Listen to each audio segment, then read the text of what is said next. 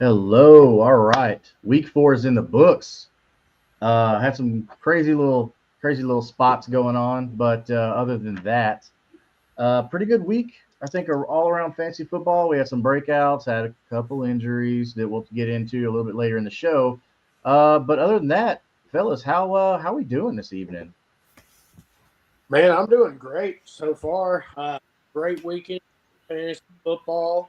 Uh, Nothing better than my Rams whipping up on some Colts. Got that this weekend.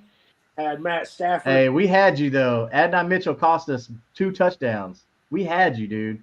Yeah. But I mean, Matt Stafford lighting it up with 375 yards against you guys' team made me feel real good. Puka Nacua going for one. Yeah. Football's in the full swing of things. Feels good to take that 3-0 from you guys. And, just a great start for this weekend. Hey, I didn't think the Colts were going to start that way anyway. So I was 3-1. I was expecting to be like 2-2 right now. What about you, Mick? Mhm. Nope.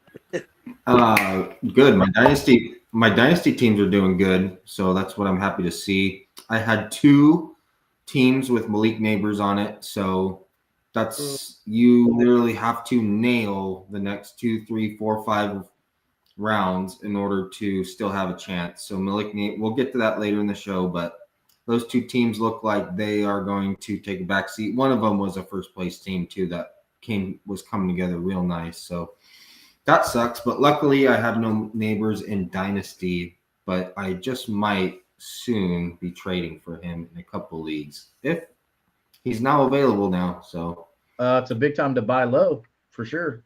I'd like to get into some this buy that this or that for neighbors. Like, would you for a contending team and stuff? Maybe later in the show when we're on those topics.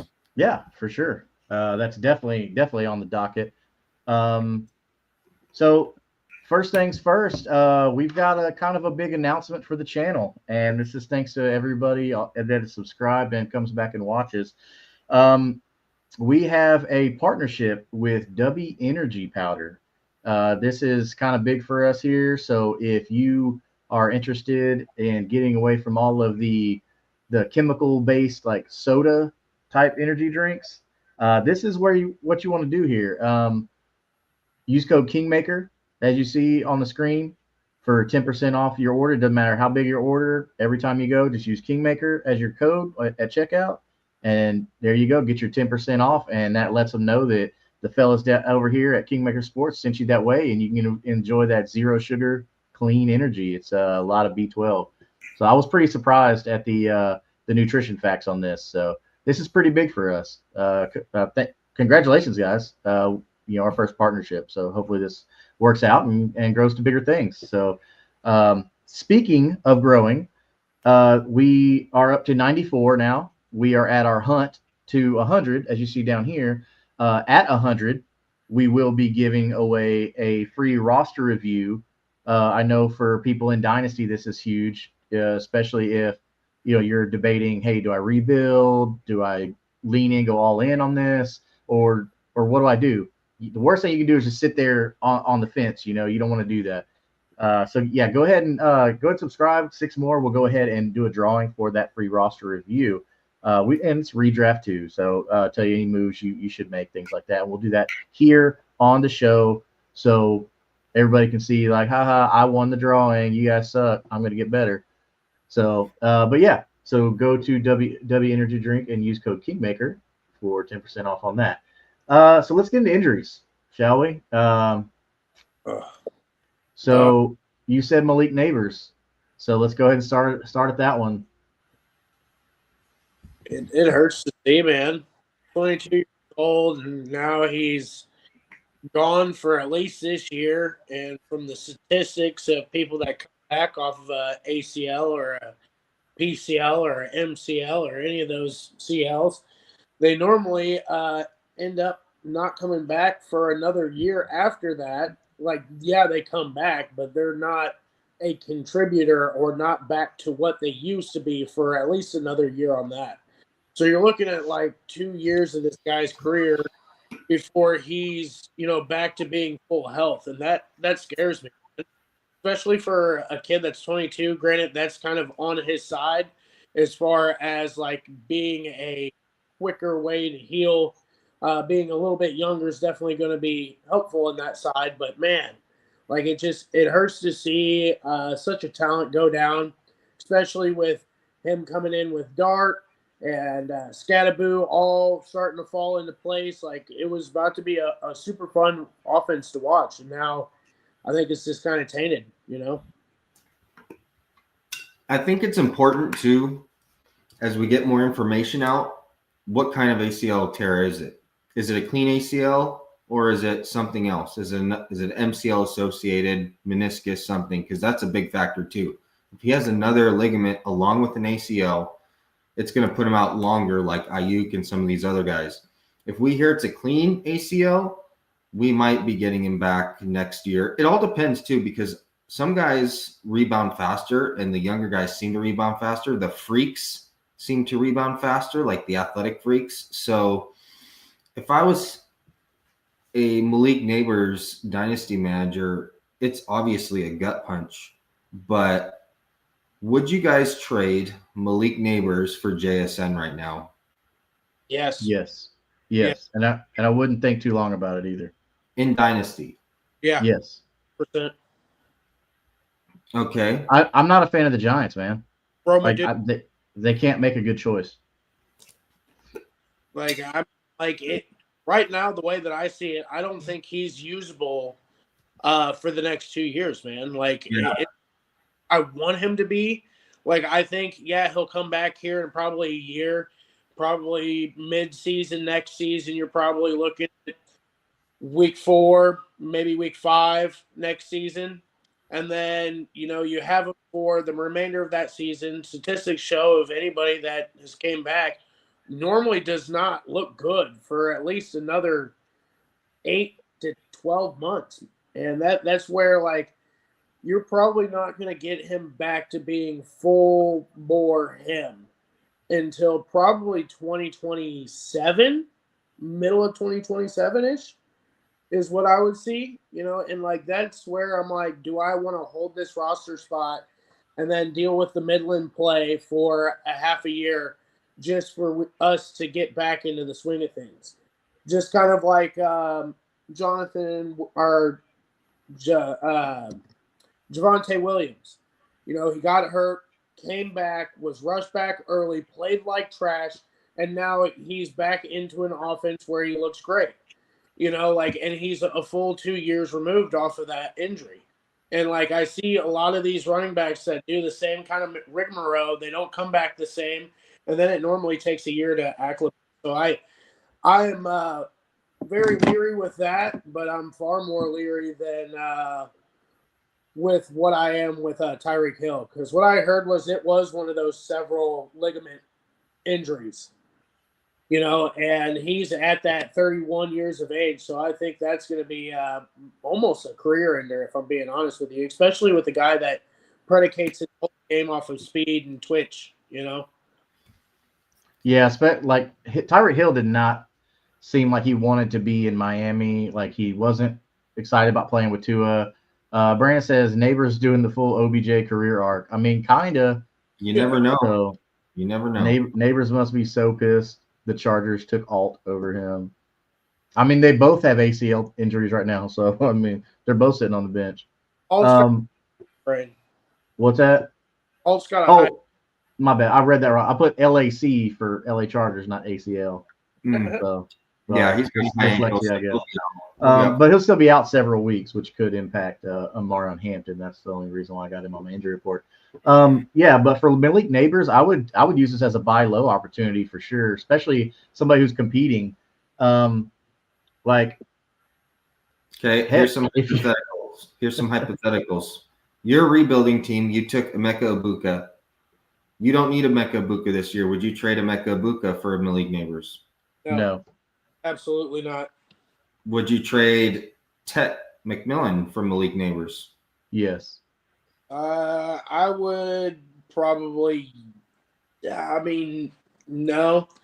The way that I play Dynasty is way different than most, though.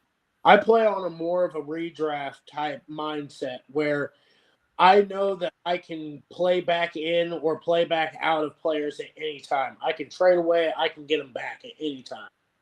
And like that's where I see like, okay, do I really want to hold this asset for 2 years? Or and not get any production out of them. It's going to be an IR spot where I already have 2 IR spots filled up, and then like you can't put them on taxi. You got to put them on your bench, and you got bye weeks coming up. So like, there's like a lot of issues going on here where like, okay, if I trade out right now, or if I'm a contending team, which most of these people that I feel like that have neighbors are in a contending situation, at least. Well, think about this. Neighbors was taken high in your rookie draft, so maybe, but maybe these are rebuilders. I mean, it depends. But the only reason why I'm taking Ibuka over Neighbors is because, one, Russell Wilson is a 1-year contract, and they're already swapping quarterbacks for Malik Neighbors. All right. So, yeah, it's probably going to be Jackson Dart next year. Let's just be real about that. But I'm not excited about the Giants organization just in general. To me, that right now they're on the same level as the Browns. Like, I don't trust them, Yeah. Even like the Titans are right there on like the crappiest team right now. And I like Ibuka because he's got Baker Mayfield for another year at least. And he's got Mike Evans should be leaving town, and Chris Godwin's not looking like the Chris Godwin he used to be. So Ibuka is gonna be the guy there. I don't think Neighbors and Ibuka are gonna be much different in points, but I like the security that Ibuka offers over Neighbors, and that's the only reason why I say Ibuka over Neighbors. Here is like, what's not to say that it's going to be a completely new coaching staff by the time he gets back? Who's this? Malik Neighbor? Oh, Dayball probably gone. Like, so Malik Neighbor's not only going to be, so Pundagoon says yes to both. And that's where like I think this is kind of going to be the downfall of Dayball, because either that or it's going to be kind of his crutch, and they're going to be like, oh well, Neighbors kind of fell off, and what do we like if because he wasn't doing great last year to begin with. So like, okay. I've got 2 more, and then let's move on. Okay. Would you trade Malik Neighbors and a second for Garrett Wilson? No. Okay. Would you trade Xavier Worthy for Malik Neighbors? Let's say you have to give a second. So it would be Xavier Worthy and a second for Malik Neighbors. Yes, I would. You have to give me a first with Xavier Worthy, just because like I don't think Patrick Mahomes is gonna be like looking at Xavier Worthy. Okay, so these are just some hypotheticals that I'd like to discuss with you guys and for our listeners to listen to, because I think it's important to run these scenarios through your head. If you're a contending team, which both in my dynasties, the teams that have Neighbors are contenders. So they just took a huge hit. So they are looking to do something. Go to the last place teams, see if they have one of these players, and see if you can work out a deal. Yeah, for sure. I mean, if you're, I know we talked about this last episode as somebody to sell high on right now, but Quentin Johnson specifically, he's put up 4 stellar weeks, and you just lost Malik Neighbors. That's a good one. Like, go look at Quentin Johnson, man. I mean, I know like he's not sexy because he had a slow start in the first 2 years. I get it, man. But back in the day, like it used to be standard 2 or 3 years before somebody actually broke out. We've gotten so spoiled to Jamar Chase, Justin Jefferson, Amon-Ra St. Brown, CeeDee Lamb. These guys recently who they come out year one and then boom, they're amazing. But these are elite talents coming out of college already, though. So we have to like understand that. I mean, it's like Michael Irvin came out, boom, like he was a stud. But as long as we can put it in perspective that way, we have to be patient. And hey, look, tight ends, they always take a long time too. So why can't we just be patient and understand like it takes some guys a little bit longer? But no, I mean, there's some targets out there. I mean, I wouldn't say George Pickens, but you could probably add with George Pickens maybe to get Malik Neighbors if you're looking to buy Malik Neighbors, low. So, Yeah, I don't know. stuff like that. It's all scenarios where you have to work through your head. Should I trade David Montgomery for DK? Ask Joshua, is it dynasty or redraft? And then also, what are you looking like on both positions too? Yep. All right. So Lamar, hamstring, out 1 to 2 to 3 weeks. What do we think? Yeah, that deal. But I would be trying to buy up some Zay Flowers during this period. Yeah, because Zay's going to have a couple bad weeks. He's going to have these couple weeks, but if you look at his strength of schedule for the rest of the season, especially in your playoffs, it's just elite. You play Cincinnati twice. It's just a bunch of like dog shit defenses that they play there at the end. So I would definitely. They're almost like bye weeks. Mm-hmm. Oh, okay. I thought that was funny.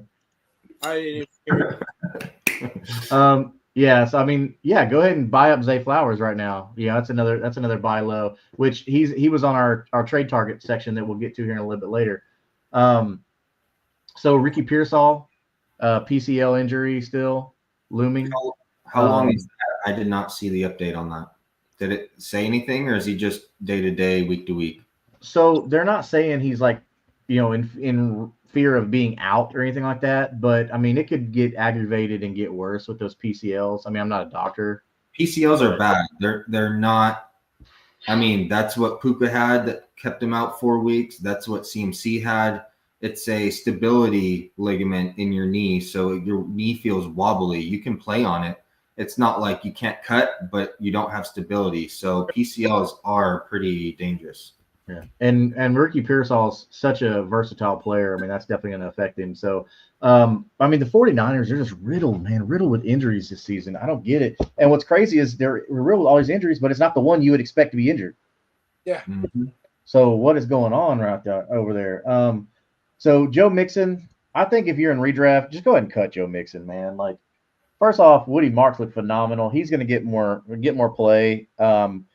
The Texans head coach D'Amico Ryans already came out and said that. So, all right. So here's a little bit more context from Joshua. He says full PPR. His quarterback is Mahomes. His wide receivers are Jefferson, Puka, Judy, and then running backs are Brees, Javonte, and Hampton. Tight end is Kelsey. My bench is Golden, Montgomery, Tyler Warren, Brian Robinson, and Alec A.O. Manor. So trading Montgomery, the original question was Montgomery for DK. So if you only have those three running backs, now with Braylon Allen just went on the IR with the MCL. So Brees value is going to get higher. Javonte's been looking really good, and Hampton is really good with no real competition behind him with Najee and IR. I think at running back you're okay, but you can never discount the depth at running back because at any given time, one of these guys could go down. Jefferson, Puka, I'm doing it. I'm taking Day over Monty because all he has is Jefferson and Puka for wide receivers. Yeah. Golden, no. Any Kyle Maynard, and so I'm doing it. And Brian Robinson could be a flex for you if CMC goes down. Like, I don't think you get rid of Brian Robinson, but yeah, no, I'm with you. Definitely go with DK on that. So, all right, cool. Let's see, Punda Moon. If you are rebuilding and not doing whatever it takes to acquire neighbors from a contender, you are playing wrong. I mean, agreed. Okay, agreed. That's fair. I mean, he's a long-term asset. He's young, so I mean that's good. I mean, I'll give you a first and a receiver for Malik Neighbors, depending on the receiver. I mean, hey, Worthy. We talked about Worthy. I'd give Worthy in a first. Like, I'm not high on Worthy. So yeah, no. Once Rice comes back, it's over with. I mean, yeah, that's 2 games away. But I mean, I'm just wondering if the Chiefs are going to get together, right? I mean, at this point, this week, prime candidate, But what did it take? It took all of the Ravens defense for them to do that with. And like I want to say there was like 6 or 7 injuries from that game as far as players, which is absolutely insane. Yeah, that turf is getting people. Cedric Tillman, if you were loving his season that he's having so far, he's out. He's on injured reserve, so he's going to be out at least 4 weeks. So Braylon Allen, MCL, IR. So Baris is looking really sexy right now. Bucky Irving is having some ankle issues, so that's not really exciting to hear. Good for if you're Igbuka, because that just means they're going to be passing the ball more.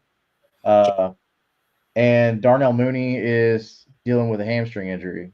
So I think the Braylon Allen thing kind of sucks because Braylon Allen, is getting more and more play on that team. So that kind of sucks.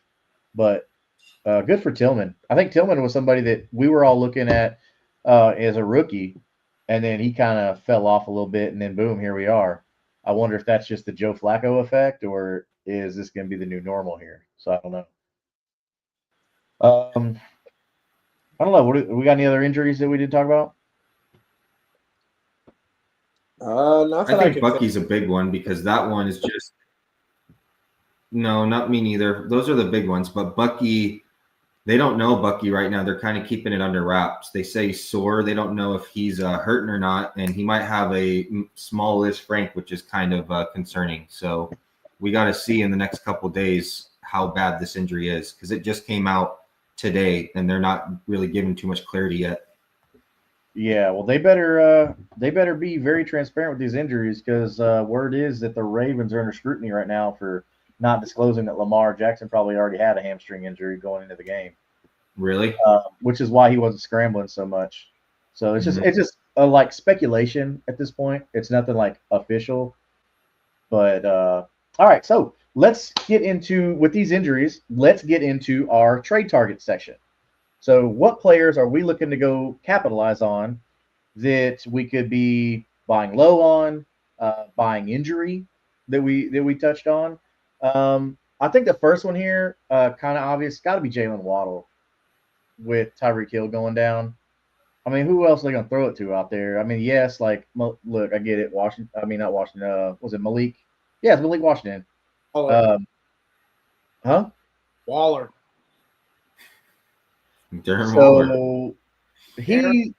Waller. All right, so we'll go ahead and talk about Darren Waller. I had him slated down here later on the show sheet, but so I got Darren Waller and he only had like 4 targets, 3 receptions, and 27 yards. He literally only got red zone stuff. Like that's it. And a tug. Put respect on the man's name. He got 2 of them. No, he got 2 of them. That's fair. That's fair. But are we believing the hype on this? Like, I'm believing that he's going to be a red zone target. How often they going to be in the red zone? Waddle's not a big body guy. No, but he's a big speed guy, and he can get separation and make touchdowns. But we're talking about in the red zone. Yeah, that's a 20-yard sliver. Yeah, that's what I'm talking about. It's 100. What about the other 80 yards? Yeah, who's going to do all that work? Okay, but we don't have Tyreek Hill, so he's getting double covered. Maybe. I mean, the Dolphins suck, so maybe. So what do you do about Achane? Achane can line up in the slot, and then you got Ollie Gordon in the backfield. That works, but at the same, I mean, Mike McDaniel probably ain't as smart as us. I'm joking. Mike McDaniel's a really good offensive coordinator, but as a head coach, he ain't looking so good. But so, look, yeah, okay, Darren Waller, I'll give you that. He had a good game, but red zone target, that's where it's going to go. Okay, I mean, look, we will see, but we don't know. We'll see. I don't buy hype after 1 week so much unless it's like obvious, like with Woody Marks, where the coach is like, we will get him more involved now. We know we have. Like, that's a different situation for me. But like stuff like the Darren Waller, like I think you owed it to the guy. You brought him back. You made these promises and stuff like that. And he is a really good red zone threat. I'm with you, Slayton. I agree. I totally agree. But for this segment, trade targets, I think Jalen Waddle is a trade target to go after with the loss of Tyreek Hill. Yeah, we all knew he had the upside. That's why we were hanging on to Waddle, is for a Tyreek injury or a Tyreek meltdown for Waddle to come and take over that number one. So we'll see. He's done it before, but then he's also kind of spotty. But I mean, he's in your starting lineup now to where he's been on my bench for the last 2 weeks. So he's interesting. And did y'all see Tyreek Hill was like saying yes when he was in the cart getting out of there? He definitely didn't want to play for Miami anymore, and this was it. The fuck you mean he's about to get paid and not have to do shit and be away? Exactly. I'd be happy too. Shit. Exactly.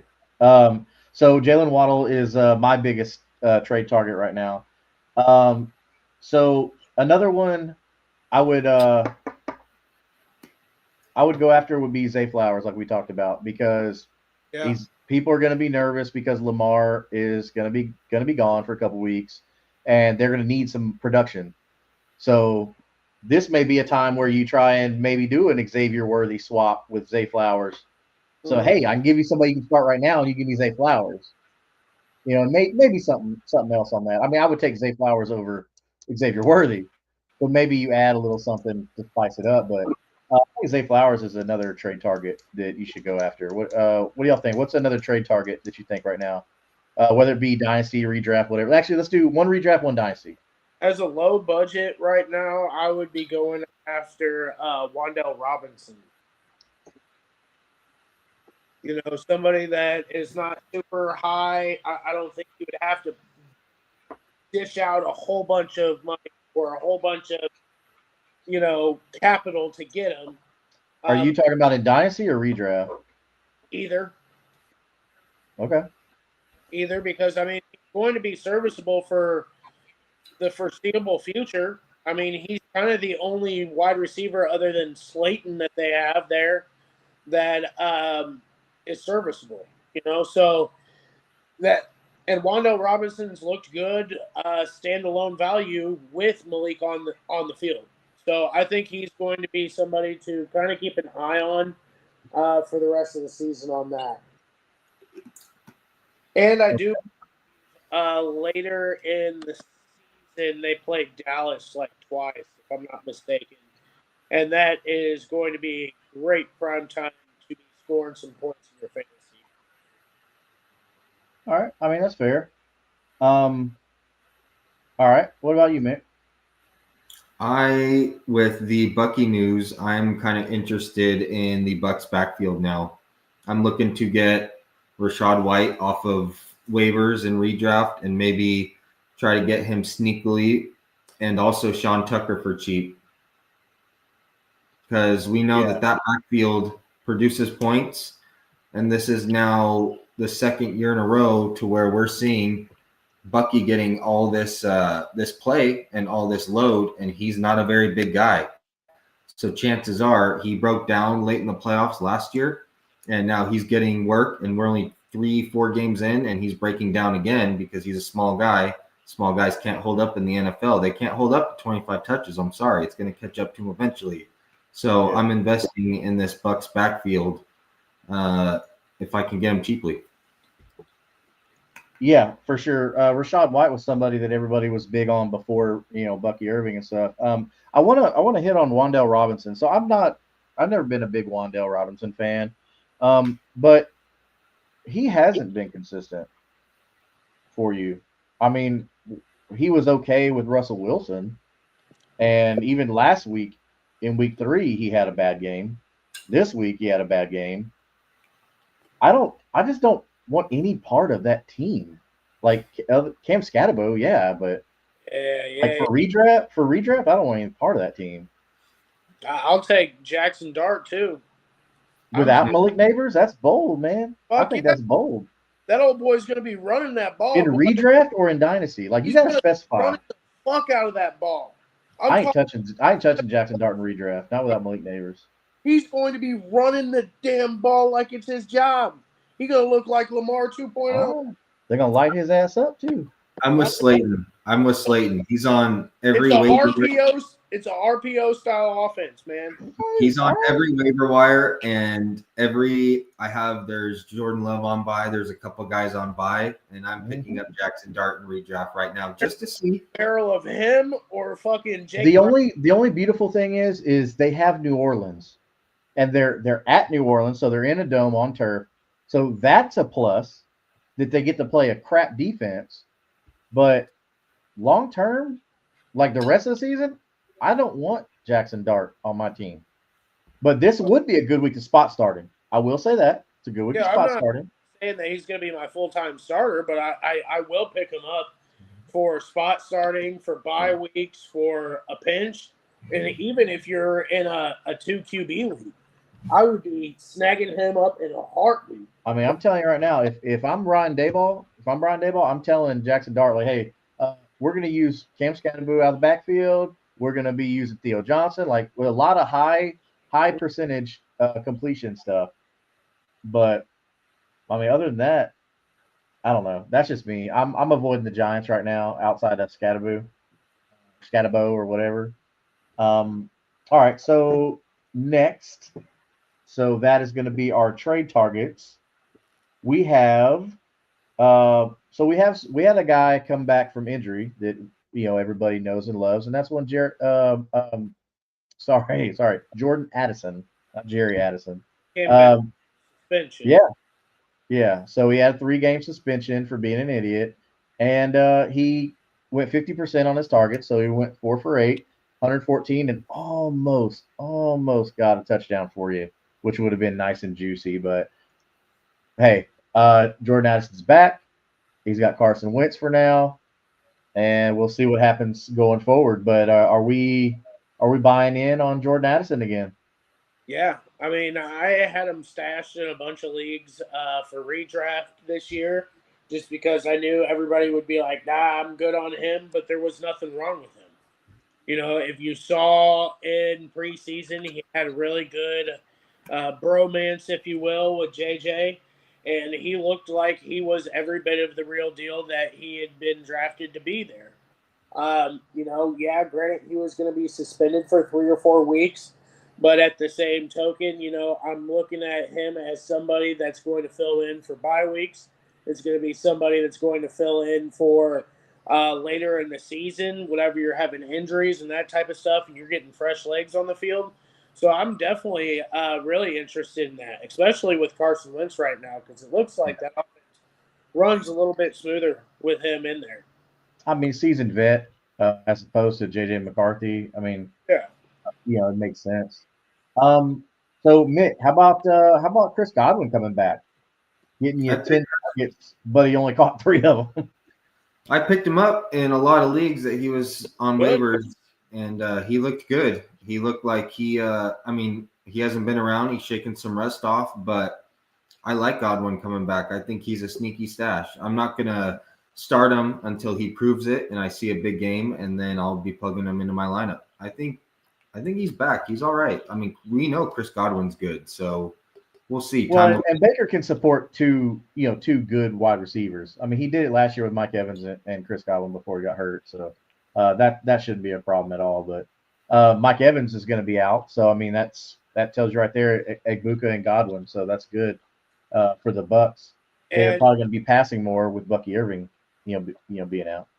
Correct me if I'm wrong, but I think that Godwin played 100% of the snaps too, which is a huge sign for me. That's good. That's really good, yeah. That's awesome, coming back from an injury that was supposedly a lot worse than what everybody expected and that type of deal. So to see him come back, get a full slate of snaps, to get 10 targets, I definitely feel very, very confident in picking him back up.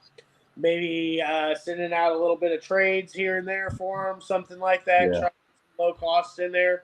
But yeah, I'm definitely interested in any shares that I can get of Chris Godwin right now. Yeah, for sure.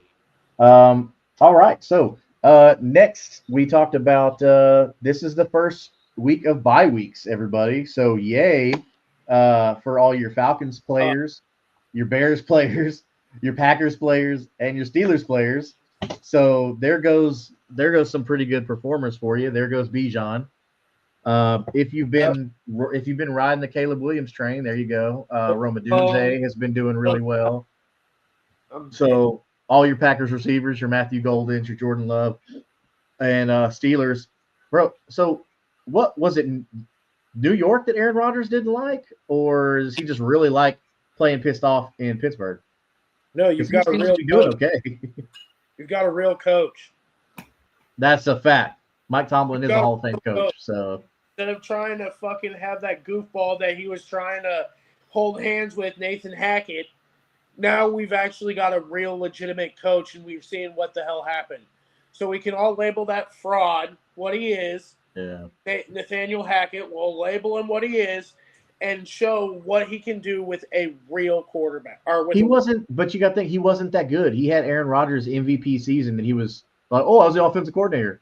No, bro. Aaron Rodgers ran that offense. He was being carried by Aaron Rodgers. Yeah. And you go into a system that there is no backing, and you see what happens. And I'm like, this guy wasn't he was an Adam Gase, you know? He's one of those types of people that's just a freeloader and an offense coordinator that just keeps getting Shane Waldron, same dude, Spider-Man. Like, I'm telling you, they're the same people, and like they just keep getting jobs for no damn reason. So Jason Ortiz asks, is Bond, which is Isaiah Bond, Malik Washington, Slayton worth a pickup in waivers or no? So what do we think about Isaiah Bond? Always pick up Slayton. Nah, always. So I'm a little biased on Isaiah Bond because one, I'm a Texas fan, hook 'em horns, but two, think about this though. Look at his usage. His usage increased week after week after week. Yep. So he went from one target, which you got to think he started late because he had the legal issues, the accusations, things like that. So he missed a lot of training camp. So this person is somebody that I expected to have a slow start. But I think by year's end, you're going to be like, damn, Isaiah Bond is legit. Because look what he did in college. He was projected to be a first-round pick before the accusations came out. But he's had 1 target, 3 target, 4 target, 6 targets with yardage going up every time. So, like, Andy got a rushing attempt for 9 yards in week 2. So I'm saying yes, Jason. Go ahead and look at Isaiah Bond. Look at Malik Washington. And Darius Slayton's got to be. What's that? I'm not interested in Malik. Okay. All right. That's fine. He's very boomer bust type of guy. Like, it's going to be very, very painful trying to find a day or a time or a week to put him in your lineup. Instead of dealing with, like, all of the headache, I would much rather reinvest your time somewhere else. Maybe like a Theo Johnson would be a better pickup. You know, it's going to be low capital. You're probably going to spend a lot less on fab as well. And I think you get a lot better floor than what you'd be getting with Malik Washington. Okay. Mick, what do you think about that? Which one of these guys would you say would be the better pickup? I think they're all in the same ilk. I think Bond, now that Cedric Tillman is out, is going to take over the wide receiver 2 role. And I think he's not close to the line of scrimmage. He's going to be getting the targets farther away. So I do like Bond over Malik. But here's what you do. You put in your waivers on who you like the best. If you like Bond the best, you put $5 on Bond. If you like Malik second best, you put $4 on Malik. If you like Slayton third, you put $3 on Slayton. So you guarantee yourself to get one of those 3 guys. You just put it in your waiver priority which one you want more of, if that makes sense. Yeah, it does. All right, we actually got a good amount of questions here. All right, so moving on to the next one. So we got Sam asking, hey guys, should I trade Kamara and Pollard for AJ? I'm assuming that's AJ Brown. I lost Neighbors and need a more wide receiver help. I have Benson, Chuba, Mason, and Judkins. I don't think so, man. I think I'm gonna ride with AJ. No. Go after Roma Dunze or somebody like that. I think that if your league mates, if you're in a home league, you probably have a better chance of getting Roma Dunze than you would A.J. Brown, despite A.J. Brown playing like trash. I don't think so. I think name value, though. I don't think Rome is viable. No one's trading him. No, I mean, I wouldn't because go he's got big name. It's not like Quentin Johnston, right, where he doesn't have a big name. Rome actually has a big name, Johnson. and That would be somebody who I would go after. You would have to spend There you less than AJ Brown, and you could probably send one of those guys for that. I agree Instead with that. of both of those guys for AJ Brown for somebody. Yeah. I don't see the range of outcomes getting a whole lot better than what it is now. so Sam, go see if Quentin Johnston's available. For what Slayton's saying. You're going to have to trade Kamara and Quentin Pollard for I one think of that's the okay. receivers. So, and Yeah. I agree with that too. I agree with that. But Saw like any of these guys that are getting a little bit of hype that a Day Flowers, you're going to get more of a return, especially somebody with a slot kind of label in a PPR league. You're going to really bust it up. Okay. So Mega Brick says start Herbert or Kyler this week. Herbert. Who's the matchups? Dang it. And I was looking at those earlier too. Let me see here. So look, Kyler's great with his legs, but Herbert's been on fire, man. Just in a vacuum, I'm gonna say Herbert. Yeah. But let's look at the matchups. I mean, you know what? I don't have to look at the I'm gonna say Herbert. I'm not gonna look at the matchups. The matchups are the Chargers are playing Washington, and Arizona is playing the Titans. So that is spicy and juicy with Murray, but Yeah, I would probably still lean Herbert on this, but I'm very weary about it just because that offensive line's in fucking shambles right now, man. And you got two of your best missing players. Joe Altis is bad. Yeah. Yeah, you got Rashad Slater as well out. So you're missing two key aspects of that offensive line. And now we're down to like the bare bones of like nothing there for a line. So it really makes me worry because it looked like after Joe Alt went out that whole offense looked really, really rough despite Hampton. Despite Hampton, everybody else looked like they were having some trouble. Herbert was getting a lot more pressures near the end of the game after Alt went out. So, like, I'm very skeptical on that, though. I'll be completely transparent where I think Kyler Murray might get quite a bit of rushing yards against the Titans. Yeah. Mega Brick also asks, full PPR, do I sit Jamar Chase? Yes. Currently starting JSN, Quentin Johnson, and Olave. Yes. I mean, JSN and Quentin Johnson, I think, are pretty good. What do you think, Nick? Yeah. I'm sitting Olave and playing Chase, but I am going to play JSN and QJ over Chase. But I'm not sitting Chase for Olave. I'm starting up Olave in a heartbeat for me. Okay. All right. Hey, Mega Brick, while you're here, go ahead and hit that subscribe button and get entered for a chance to win a free roster review down at the bottom. Once we hit 100, that's when we'll be doing that roster review giveaway drawing. So make sure you go ahead and subscribe to get that taken care of. All right. So next on the docket, we have our waivers. All right. So we are going to be talking about in two sections, as always, priority, and then who are our stashes. So obviously our priority is guys you need to go get right now. And stash is somebody that if you have roster space, don't cut somebody important to go get one of these guys. Don't do that. We're not saying that, okay? But if you have the roster space or a deep bench, go ahead and do this. So let's start with a priority ad. Somebody that we talked about earlier on is one Woody Marks. So what are we thinking about Woody Marks? Do you think that is a good should he be in the priority or should he be in the stash? Yes. Yeah, no, he's a priority. I'm going all in for Woody. Not all in, but I'm putting a lot of fab in because they showed from the usage that they're taking Woody and they're going to start making him the main back and they're kind of phasing Chubb out. And because they won the game and Woody Marks got most of the run and put up a big game, they're going to start, my estimation is, working him into being a starting role. So Woody Marks is a number one priority ad if he's still on waivers for me. Yeah, I mean, I've got him as my number one, especially with D'Amico Ryan saying we are going to give him more work, and the stuff with Joe Mixon, bro. Everything is just coming together for Woody Marks. So, so Glenn 1284 says, should I give Olave for AJ Brown? No. The AJ Brown owner just sent me the trade. So Olave for AJ Brown. Glenn, can you tell me, is this redraft or is this dynasty? It's probably redraft. So Glenn, who are your other two receivers you're starting over AJ Brown? If AJ Brown is my third receiver and you have someone that you picked up like QJ that's now in your wide receiver 2 slot, I'm going to take the upside of AJ Brown in my wide receiver 3 or flex over Olave. But for the floor, I will take Olave if it's going to be a steady starter for you if Olave is your wide receiver 2. I'm staying with Olave because it's Okay. steady floor.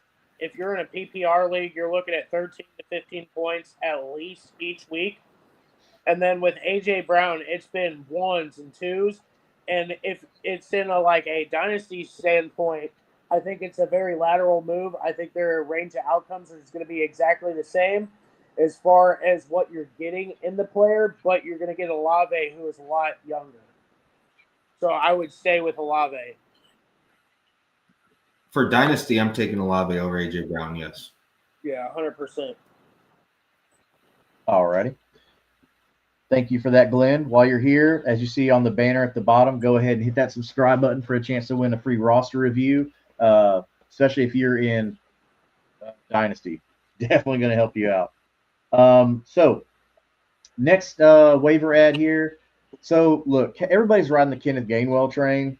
Are we believing the hype on that? Are we adding him, or is this we think this is just because Jaylen Warren was gone? Yeah, I'm keeping you said Kenneth Gainwell? No. Yeah. Who had a big game out in Dublin this weekend? No. I'm not in on Kenneth Gainwell. He's been in the league for how many years? He's had many of years to show me who he is and to prove me what he is. And just because he has a one-game belief, just like you were saying earlier, I don't believe in a person that has a one-game sample size of a good game. So that's where I'm at. I think Jaylen Warren will be back sooner rather than later, especially since this week is a bye week for them. He's got 2 weeks to sit, so I think he'll be back, and it's not a question. And why would we draft Caleb Johnson to then have Kenny Gainwell be sucking up everything? Like, I think eventually, it really won't make much of a difference. I think that he's still going to be surpassed by Caleb Johnson. Well, I don't know, dude. It didn't sound like so far that Mike Tomlin's the biggest Caleb Johnson fan. But what's also weird is he has a say in who they draft. Like, he's earned that respect with the franchise. So I don't know. Maybe Caleb Johnson's a project, and Jaylen Warren is going to be the guy until they figure out what's going on with him. What do you think? I'm picking up Kenny Gainwell, and I'm putting him on my bench for a Jaylen Warren injury because he is going to be the next man up. So if Jaylen Warren isn't active, I'm going to want Kenny Gainwell for potential bye weeks because I'm sorry, I don't think Caleb Johnson's getting any run this year. It's apparent that they don't like him. He's in the doghouse. So I think Kenny Gainwell will get the second crack. But if Warren's active, then no, Kenny Gainwell is nowhere near my starting lineup. But I'll take him on my bench. That's fair. Alec Ayomanor is somebody who's been getting a lot. I think he's a priority ad. He's been getting a lot of targets increase. He's good, which is nice.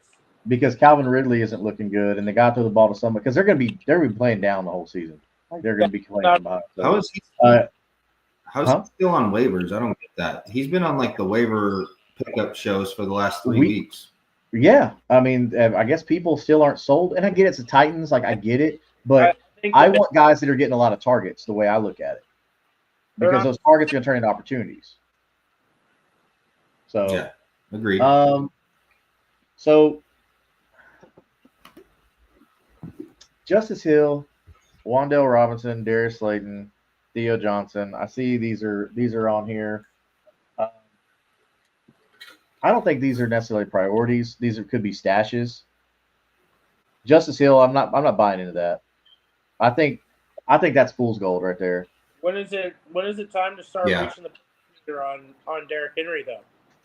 When is it time to what? When is it time to reach for the panic button on Derrick Henry? He's looked awful the last 3 weeks. He has. He has. Fair. I think Justice Hill he's game script dependent. So if you know it's going to be a shootout, Justice Hill's going to be in the game, getting catches, getting some run. But I'm not starting Justice Hill in any other league, but unless it's deep. Just like I would with Kenny Gainwell, like I don't see Exactly. any difference. But you're in a much higher powered offense. If we're No, it just depends. If the starter goes down in front of them, you're starting both of them. I think it doesn't matter. And he gets standalone value for being a pass catcher.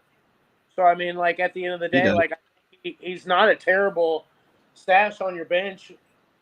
As far as that goes. But I'm not granted, I'm not going out there to race and spend 50 fab on him by any means. But as far as somebody that's going to be a low cost that you could probably get for a spot start or to fill in for a bye week, I think you could probably do a lot worse. Yeah, for sure. For Darius Slayton, I haven't been a truther of him, but I've always poison to me. Whoever you think is going to be the guy there, I say you attack them, because from what I saw after Malik Neighbors went out, the numbers of the split share of Theo Johnson went up. In terms of who? Slayton? What was that? Are you talking about Darius Slayton? So between those three guys, I think it's more of just like a pick your poison. After Malik Neighbors went out, the split shares went up for both Wan'Dale Robinson and Theo Johnson. So that means to tell me that the game script or who they're going to utilize a little bit more once Malik Neighbors is gone is one of those two. So I'm saying whichever one that you find that's going to be kind of your fancy out of those three, I would probably choose one of those to throw into your waiver. Because one of them's going to have to get the amount of targets. They're going to be playing down from behind. And we kind of know what most of them are, but there's still a couple question marks there of who's going to take over the spot share. So I'm assuming it's probably going to be Wan'Dale Robinson or Theo Johnson, but Slayton doesn't look bad either. So it just kind of depends on your flavor, but I would definitely look into one of those directions. I wouldn't go crazy and spend, a ton of fab on them, but a 5 spot or, not even anything on them and just throw in a blank waiver and see what you can get.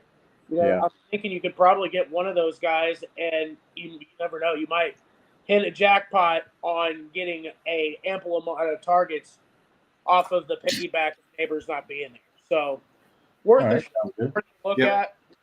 Okay. So, all right. So let's get to our stashes. Now, these are, like we talked about, these are deeper rosters. If you have the space to look at, these are people they're going to be, give them a couple more weeks, and then they're really going to start stepping up. My biggest one here, he's only 6% owned in a lot of leagues, and that's Mason Taylor, who's been getting a lot of play for the Jets. This past week, he went he's 7 for 5 with 65 yards. So I think Mason Taylor is a good tight end option for you going forward. They like the way he moves. Like the guy, that sounds like an R&B song, but the guy's very, very athletic for a tight end. But he's gotten his DNA. I mean, Jason Taylor was his dad, so which everybody remembers Jason Taylor with the Dolphins. I don't know. Do we think Mason Taylor is a good deep stash to look for in a couple weeks to produce for you if you're light at tight end? Yeah, I would be looking at him. I would kind of look into definitely a little bit of Theo Johnson and Darren Waller as far as tight ends go. Those are all nice little stashes. I don't think they're all owned a whole lot, but they all are going to get quite a few targets, I would say, in the next couple weeks coming up. So as far as tight ends, I think you have a plunder of spoils coming at you as far as something that you can pick up in a waiver. Okay. All right. What do you think about what's your stash? Your stash waiver ad, Mick? I like Kendry Miller. I really do. I think he's getting more and more run every week. Alvin Kamara might be on the way out because they are not winning. I don't know. I have trouble thinking that Alvin Kamara is going to get traded, but in the possibility that he does, Kendry Miller just showed he had 10 carries. He had a good game with limited carries. We know the talent's there. We know he's a good runner. So pick him up. He's on a lot of my benches already. I've stashed him because I do like Kendry Miller. So yes, I think he is a very good deep stash right now. All righty. Yeah, Kendra Miller's a good one. I'm 100% expecting Alvin Kamara to be traded this season, and you can mark me down for that, quote me for that if you want to, but that's my belief, and I'm sticking to it. So let's move on to our next because we're running low on time here. One other Okay, go ahead. stash that I'd be looking into. If you are in a season-long league, be picking up Jalen Coker. He's coming off of IR. He's not ready yet, but he should be back in the next week or two. And he definitely will have a spot in that offense. So definitely be looking in that direction as well. Okay, yeah, that's a good one. For a Panthers team that Bryce Young's not looking horrible anymore, so that's good. All right, so let's move into our Kings of the Week. We got a couple candidates here. So look, we had some big numbers from a lot of guys, but let's look at three candidates here. Okay, let's look at Ashton Genty, who had his big week, which I know Ashton Genty owners, you're out there, you're like, oh no, I took this guy in the first, second round. What is going on? And boom, now he finally does well for you. George Pickens. We had a question. If you remember, Justin, do you remember someone asked if he should trade Genty because he was nervous and they were going to trade him for someone less? And we were both on the Genty train saying to stick with it because you want running backs, you want the running back depth, and he was going to come along and you got rewarded. So we were right on that one. I'm proud of us. Yeah, there you go. I mean, that we definitely need to do a show just on our running back theories and habits that we have. Because I know, Mick, you and I have been playing Dynasty together for quite a while now. And I definitely think we need to get some of those theories and things out there. I know a lot of guys that we're in leagues with, you know, they're starting to use these against us, but that's fine. Like we don't do this because we're trying to help ourselves out. We do this because we're trying to help everybody else out. I don't know. Would you be down for doing a show exposing some of those theories and habits and everything like that? Yeah, Dynasty Theory is my 101. That's my most favorite thing about fantasy football is Dynasty Theory. Perfect. Well, we'll get that on the books for everybody then. Slayton, would you be down to expose some of your not tactics, but some of your theory, your mindset going into Dynasty? Most definitely, because I definitely feel like I play a Dynasty a lot different than what you guys do. So it definitely kind of a interlook of a mind of the madness, you know, from all three perspectives. I think we're all going to look at this a lot different than each other. So yeah, it'd be very cool to kind of see how each other's minds work, I guess, in kind of a long drawn out form. All right. So our other candidates, so we said Genty and then George Pickens. He went 8 for 11, 134 yards with 2 touchdowns. He put up a lot of fantasy points for you. Puka Nacua, who just kind of did whatever he wanted to against the Colts. I know y'all are happy about that. Y'all can go ahead and shut up right now. 13 for 15. This fool went 13. So he got you 13 points just on catches before he did anything else. He got you 13 points. And then on those 13 catches, he got you $170. And he got a touchdown too. So Puka Nacua definitely killed it. He didn't have as many touchdowns as some other people, but gosh awful, he had some yards to go with that. But in PPR, points per reception. So like I said, 13 points was his floor before he did anything else that day. So for that reason, and just because he outscored everybody, quarterbacks included, outscored everybody in week 4. For that reason, Puka Nacua, you are our king of the week for 2024 week 4. Congratulations, sir. This is a segment that we will do every year. Yeah, Rams fans, whatever. Hey, I don't think losing to the Rams, especially in a loss that we shouldn't have lost, but I think overall, outside of Adonai Mitchell, the Colts did very good. So I'm not upset by that loss at all. No, Still hot. everything that we talked about in our little pre-game pre-show, we were talking about how I thought that game was going to be a very underrated game. It turned out to be an awesome game. You know, it was definitely one that was really exciting, and it was all the thrills that we thought it would be.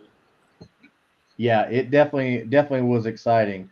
I mean, there were some other things, some other players that did pretty well, but I would just think that Puka Nakua got it. So moving on to our fool's gold. What performances? This section is about what performances in this past week that we think are fool's gold, are just kind of don't buy it. It's fake. It was a one-off. What performances do we think should be fool's gold candidates? Gainwell. You think Gainwell?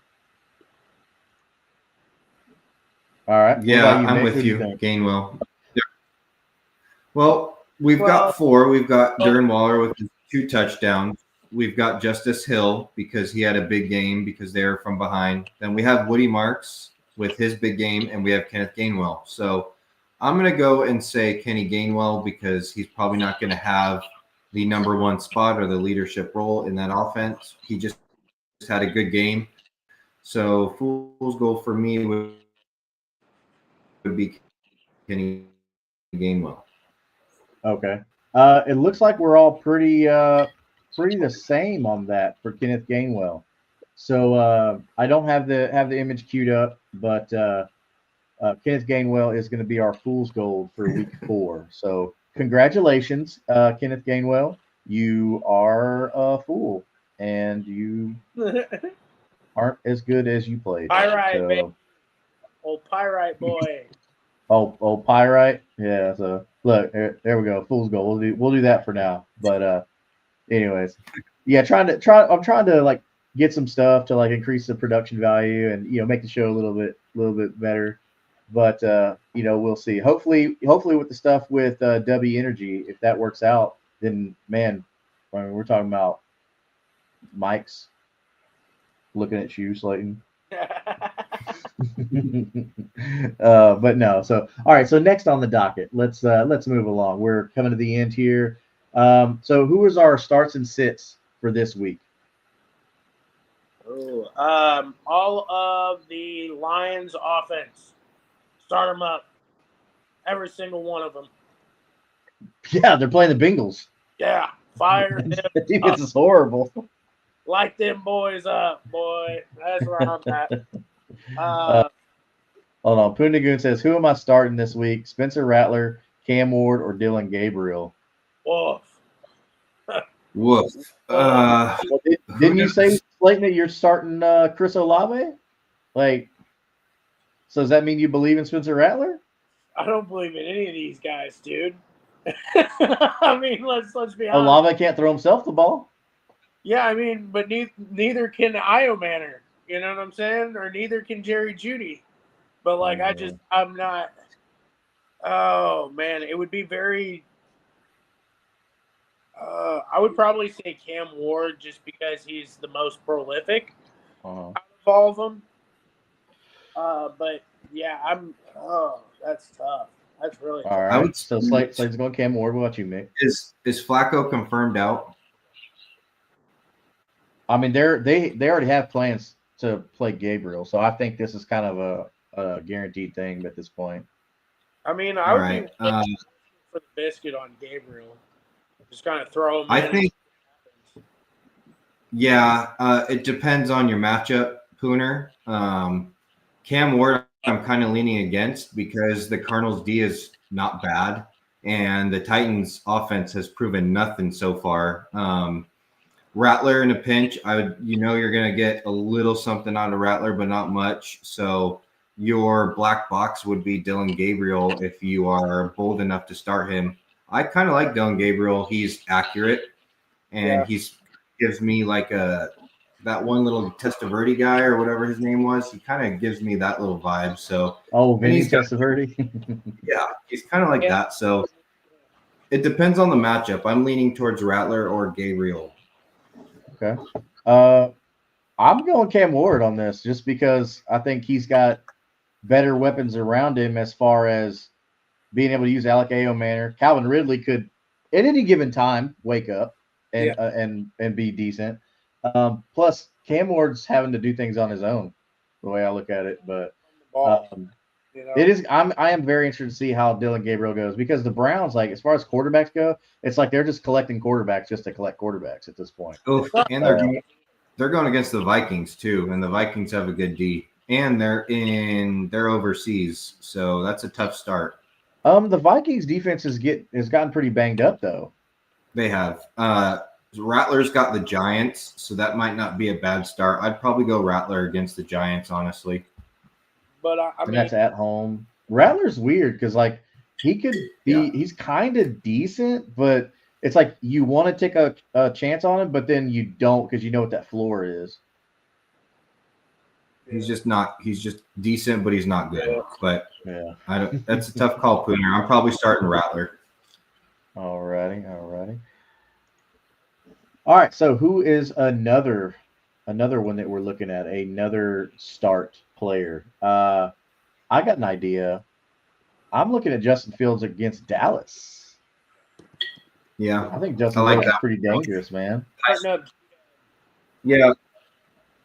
Because Dallas lets you put up a lot of points too. Yeah, you know he's going to be able to run over him or throw or pass to Garrett Wilson, and I like that. Breece Hall would be another one that I'd be excited. So most of the offense of the Jets, I'd be excited to start this week.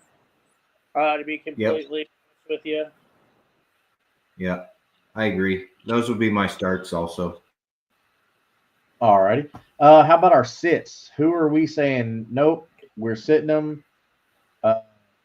I mean, we talked about Lamar Jackson being out. So does that mean we're sitting Zay Flowers, or do you think you have to roll him out?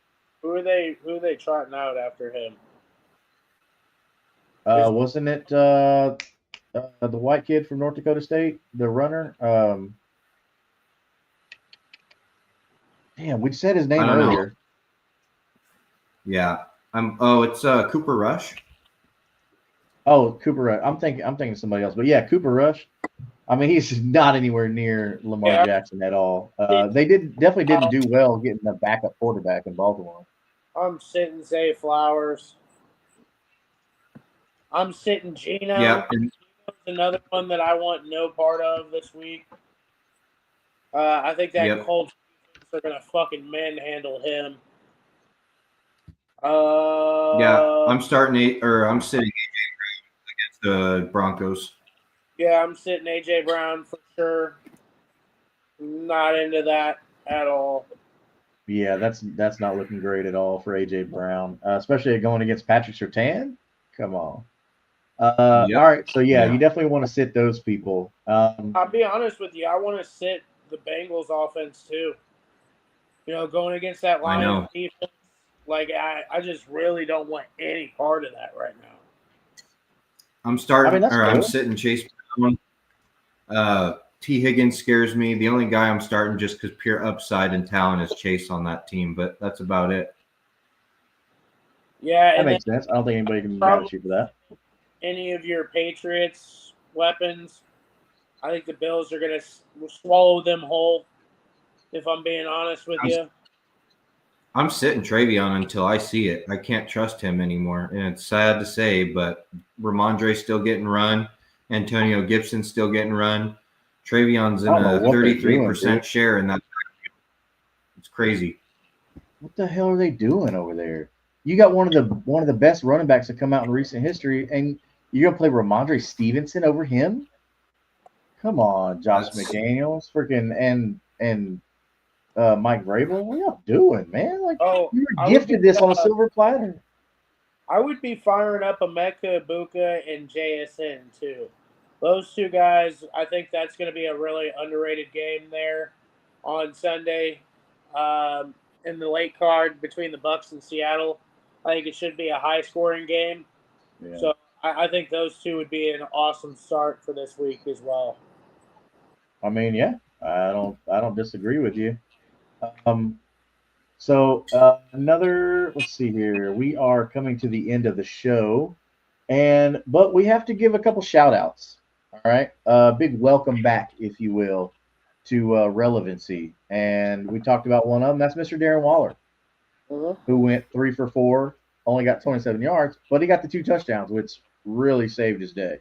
Welcome back. Who Slayton is a big believer that he is going to be a massive, massive red zone threat for you now that Tyreek Hill is probably done for the Dolphins. Red zone, but we'll see. To be I determined. mean, they were looking for him in the red zone, so I believe that 100% that they're going to make plays for him in the red zone. I just didn't see him getting any play in the open field. That's the only thing. But I really don't think he will get like a whole lot of play in the open field. Well, it's a good thing you get 6 points for touchdown. So as long as he keeps getting 2 touchdowns, boom, that's 12 points right off the bat for you. Yeah, those No Dallas matter how many. You know? Do what? One of those. I think so. Yeah, those are weird. I'm actually gonna go. I didn't put a single claim in for Darren Waller yet, and I'm gonna go after the show and put some in because Slayton kind of talked me into him, I think, and this is why I'm glad we do this show because it kind of goes against my priors, and I'm slowly starting to buy into Waller with the Tyreek Hill injury. Darren Waller's been out for a full year, and now he just proved that he's back. He looked good. He looked electric. He can still run. So who's to say with Tyreek Hill going out and them ramping up Waller that he won't get run in the middle of the field in between the 20s? We don't know. He's worth a pickup for sure. Yeah, for sure. Hey guys, I got a lot of wide receiver depth and need a tight end. Should I trade Pittman and Worthy for Lamb and Tyler Warren? Yes. Oh, wow. Yes, you should do that right now. But before you do that, Infrared, go ahead and subscribe to Kingmaker Sports on YouTube. As you see on the banner down below, once we get to 100, we'll go ahead and do a free roster review, which we will be talking about things like this. But yes, me personally, yes. What do you think, Mick? That is a no-brainer. I would trade Pittman and Worthy for Lamb straight up. I would also trade Pittman straight up for Warren. I would trade Worthy straight up for Warren. So if you can get Lamb and Warren, and you have to trade Pittman, Worthy, and if you have to add, if that owner gets cold feet and you have to add one more guy, do that by any means necessary because Lamb and Tyler Warren are freaking league winners this year. Do anything possible to get those guys, Infrared. Yes, for sure. That's awesome. Especially, I mean, this is probably a redraft trade here, but still, like you make this trade, like you're looking really good because you're buying Lamb on the cheap. That's good there. Thank you, Infrared, for that. Like I said, don't forget to go ahead and subscribe to the channel while you're here. So, Kenneth Gainwell, hey, look, went through something together. Fool's gold for you. So we'll be featuring this every week. So just wanted to throw that out there. Still throws me that DK's not 14. Yeah. All right. So one more player before we close out, and that's going to be Ashton Genty. And the only reason he's in the welcome back candidate because welcome back to relevancy. People were literally wanting to just trade you away for nothing a couple weeks ago, and now boom, you got 2 through the air. You caught both of your targets. You know, it's only 17 yards, but still, it's through the air. You got the points for that and the touchdowns. 21 on the ground, 138, and you got 1 on the ground. So Ashton Genty, man, welcome back to relevancy. We missed you. I know all the people that took you missed you. So hopefully this holds up and you don't do it this week against the Colts. Just me personally, but welcome back, Ashton Genty. So, all right, did y'all hear this? Did y'all hear this interview from Cam Ward about his team? Yeah, we asked, bro. Bro called his team out and said, "Oh yeah, we asked right now." Bro, you're the quarterback of the team. You're the first overall pick. I mean, I appreciate you keeping it a buck, but come on now. This is the same guy before the season said, "Oh, Tony Pollard's the best running back in the league. Oh, Calvin Ridley's the best wide receiver in the league." Like, isn't this the same guy who said all that stuff, and now he's saying that the same people are ass? No, I think he's talking more about his offensive line because that line's been getting killed. That defense been trash. Well, if he is talking about his offensive line, he's only going to keep getting killed.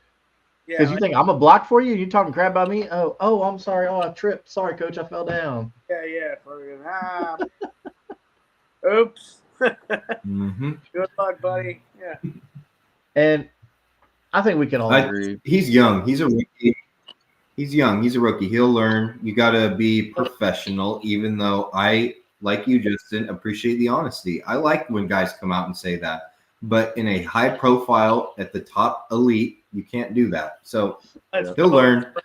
Cam Moore's Infrared. Heck yeah, dude. You just got yourself Tyler Warren and CeeDee Lamb. Yeah. Big Nice. Gave That's up a Pittman and Worthy for Lamb. winning. Yep.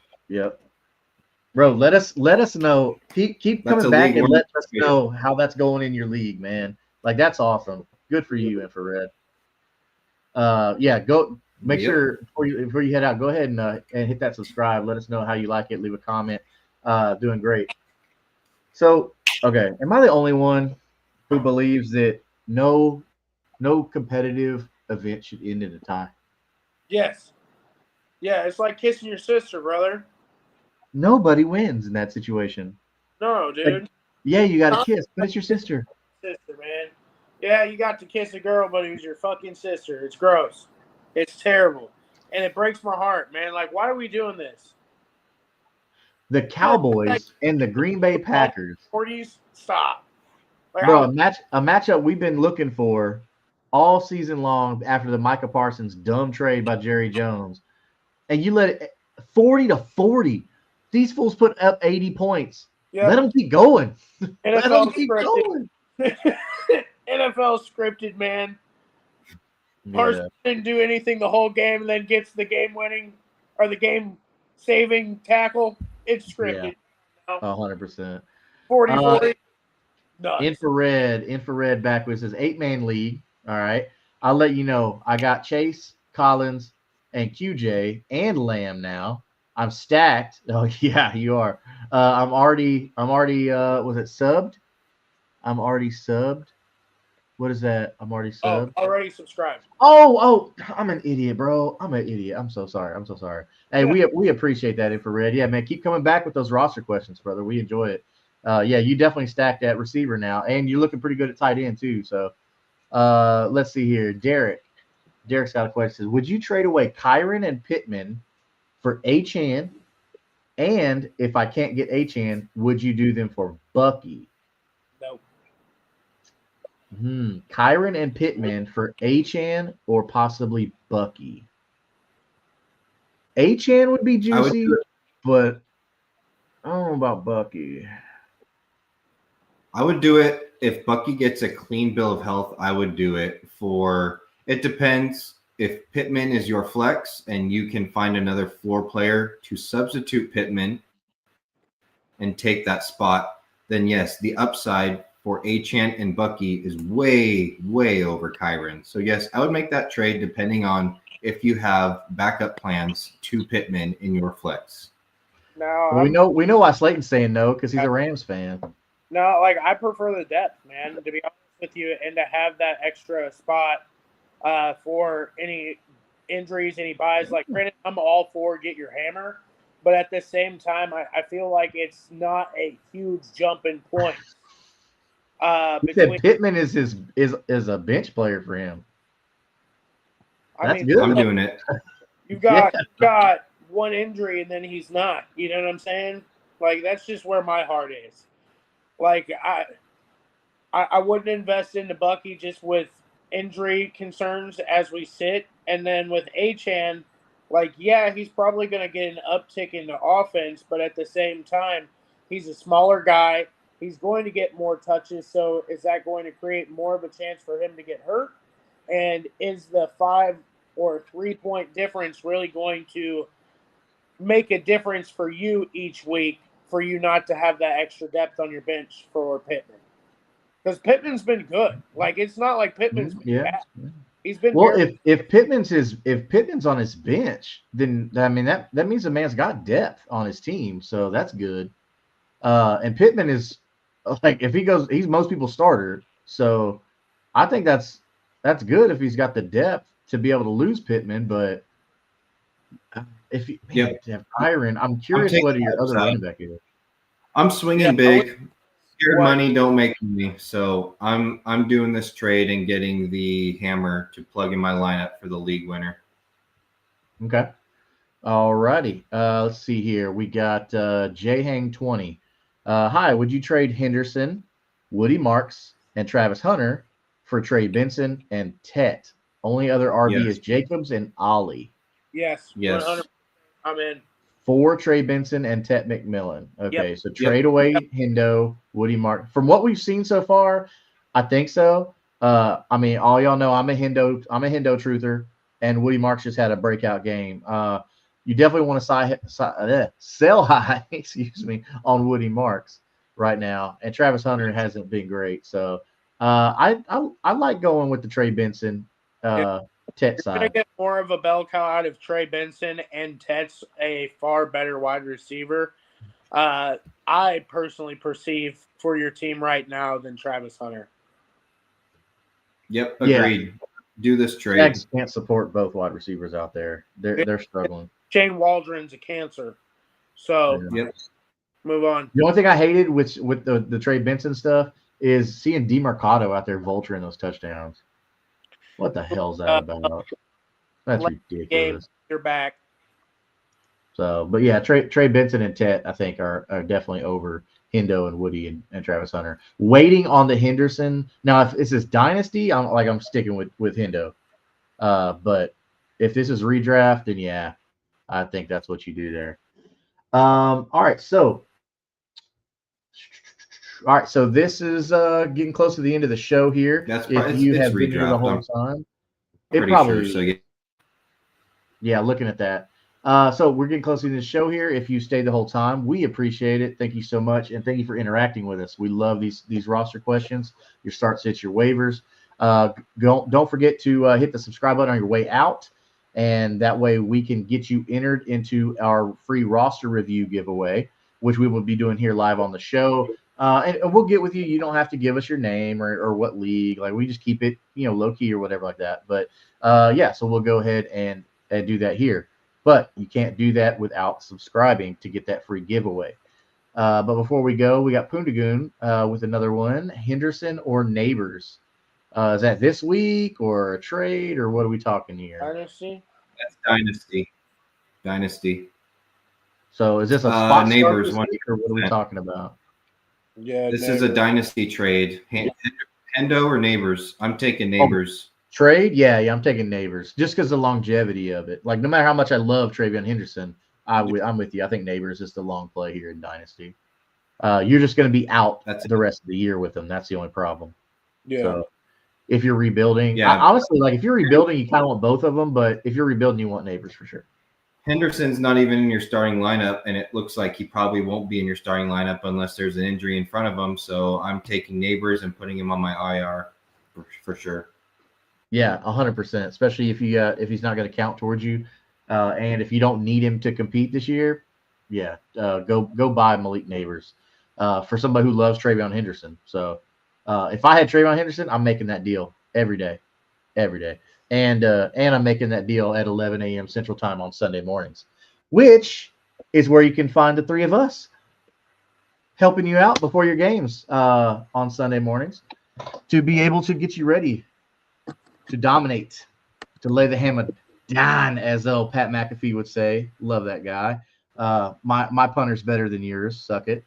So, all right. Well, gentlemen, do we have any closing thoughts before we exit the show?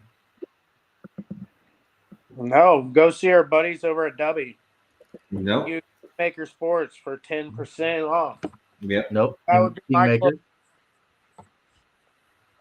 Yeah, so yeah, if you're just joining us, we have a partnership now with Dubby Energy Powder, where you don't have to keep drinking all the chemical soda energy drinks, which I know I've been bad for a long time. All right, I'm excited for this product to get in, and I'm gonna try it. And everything I've read about is 0 sugar, and it doesn't give you that like nasty like kind of bubble guts sometimes if that's what you get with like the higher potent energy drinks. It's kind of a low key, like not so much a pre-workout as you would think, but it's like a low-key, like kind of gamer fuel, streamer fuel. Like, you could probably use it at the gym. I know, Mick, you've been working out a long time. I just got back into the gym, so I'll be using this. But man, everything that from what we've seen, it tastes pretty good. So I'm excited to get my my tub in and try it out. But if you want to try it out yourself, go to w.gg and try out W Energy Powder. They have all kind of flavors there. Use, as you see at the bottom, use code Kingmaker for 10% off your whole order. And that's every time you go. It doesn't matter.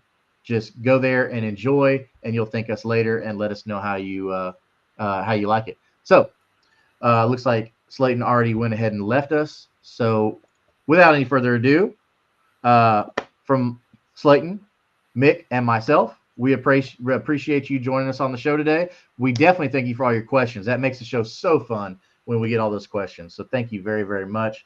And we will see everybody Sunday morning, 11 a.m. Central Standard Time, answering those last-minute roster questions. So we will see you then. Later.